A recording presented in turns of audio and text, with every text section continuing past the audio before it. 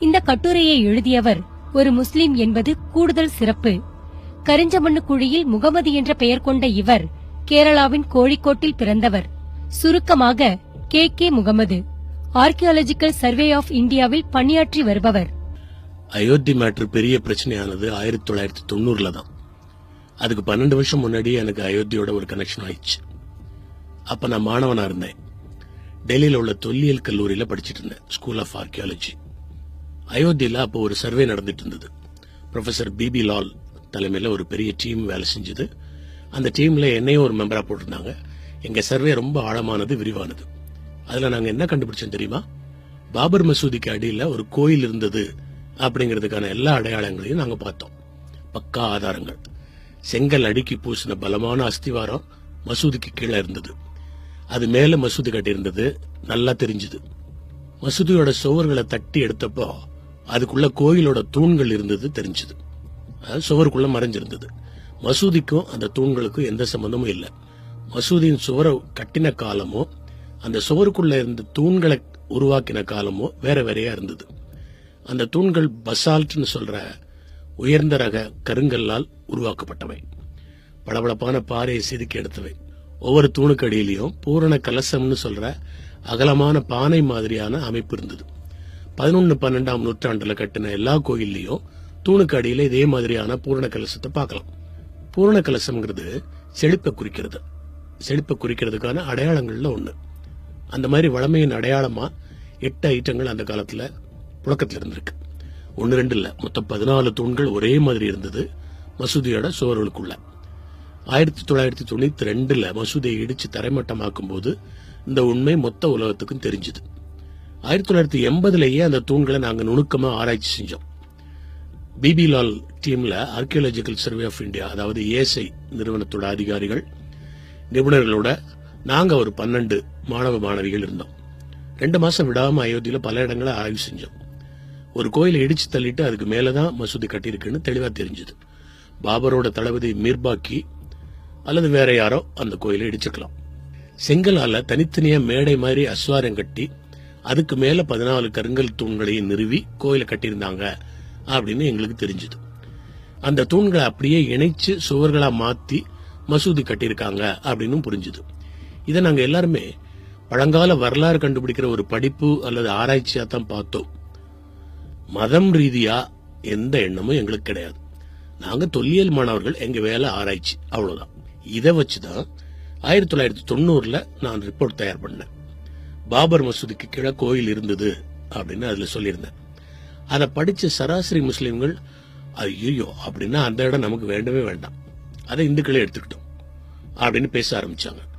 முஸ்லிம் தலைவர்களும் அந்த இடத்துல மசூதி எதுக்கு, அதை அப்படியே இந்துக்கள்கிட்ட கொடுத்துட்டா விஸ்வ இந்து பரிஷத்தோட தீவிரம் கொஞ்சம் அடங்கும் அப்படின்னு நினைச்சாங்க. ஏன்னா அப்ப அயோத்தி மட்டும் இல்ல, எத்தனையோ மசூதிகளுக்கு விஸ்வ இந்து பரிஷத்து ஆளுங்க சொந்தம் கொண்டாடிட்டு இருந்தாங்க. அப்பதான் அயோத்தி கதையில எதிர்பாராம ஒரு திருப்பம் வந்தது, ஒரு டர்னிங் பாயிண்ட். ராமாயணமே வரலாறு கிடையாது, வெறும் கதைன்னு சொல்லிட்டு இருக்கிறான். இதுல அயோத்தியாவது ராமனாவது கோயிலாவது அப்படின்னு சொல்லிக்கிட்டு மேடைக்கு வந்தாங்க சில வரலாறு பேராசிரியர்கள். எஸ் கோபால், விபன் சந்திரா, இந்த 2 பேரும் அதுல முக்கியமானவங்க. 19ஆம் நூற்றாண்டுல எந்த ஒரு கோயிலும் இடிக்கப்பட்டதா வரலாற்று குறிப்பு எதுவும் இல்லை அப்படின்னு அவங்க சொன்னாங்க. அதோட நிக்கல. பௌத்த மதமும் ஜைன மதமும் தழைத்தோங்கிய இடம்தான் அயோத்தி, அங்க எப்படி ராமன் கோயில் வரும் அப்படின்னு கேட்டு புது கதையை சுத்த விட்டாங்க. பாபர் மசூதி ஆக்ஷன் கமிட்டி அப்படிங்கிற பேர்ல இயங்கிட்டு இருந்த ஒரு முஸ்லிம்கள் அமைப்புக்கும் இதே வாதத்தை கொண்டு போய் சேர்த்து அந்த குழுவோட மீட்டிங்ல எல்லாம் இதை வலியுறுத்த ஆரம்பிச்சாங்க இவங்க. அந்த குழுவோட கூட்டங்கள் எல்லாம் டாக்டர் இர்ஃபான் ஹபீப் அப்படிங்கிற ஒரு அறிஞர் தலைமையில் நடந்துச்சு. அவர் யாருன்னு கேட்டீங்கன்னா, Indian council of historical research, ICHR அப்படிங்கிற அமைப்போட சேர்மன். ஐயா, நீங்க ICHRல இருந்துட்டு பாபர் மசூதி ஆக்ஷன் கமிட்டி கூட்டத்துல எல்லாம் கலந்துக்கிறது அவ்வளவு நல்லா இல்லீங்க அப்படின்னு ICHR செக்ரட்டரி MGS நாராயணன் சொல்லி பார்த்தார்.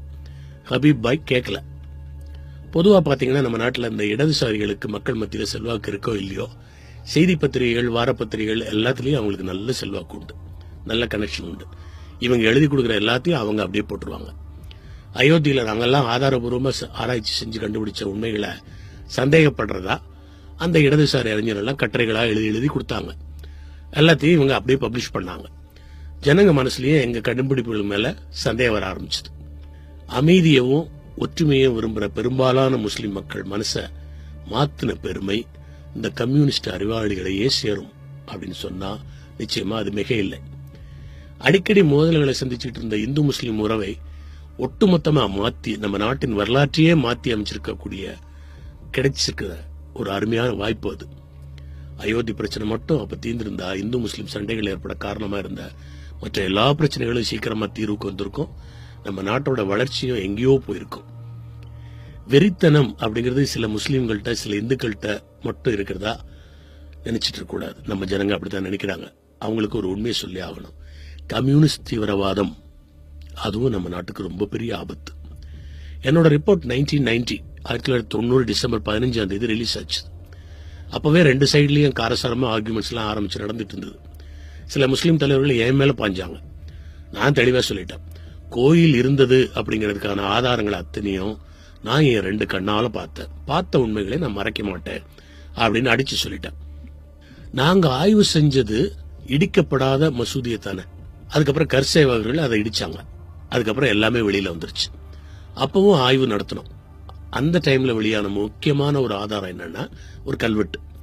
அதுக்கு பேரு விஷ்ணு ஹரி ஷிலா. 11-12ஆம் நூற்றாண்டுல மக்கள் பேச்சு வழக்கில் இருந்த சமஸ்கிருத மொழியில நாகரி எழுத்துல அந்த கல்வெட்டு இருந்தது. பாலியையும் 10 தலை ராவணனையும் வதம் செய்த விஷ்ணுவுக்கு நிர்மாணிக்கப்படுகிறது இந்த கோயில் அப்படின்னு அந்த கல்வெட்டுல எழுதியிருந்தது. விஷ்ணுவோட ஆதாரம் தானே ராமன். சோ அது ராமர் கோயில்னு கிளியரா சொல்லிருச்சு அந்த கல்வெட்டு.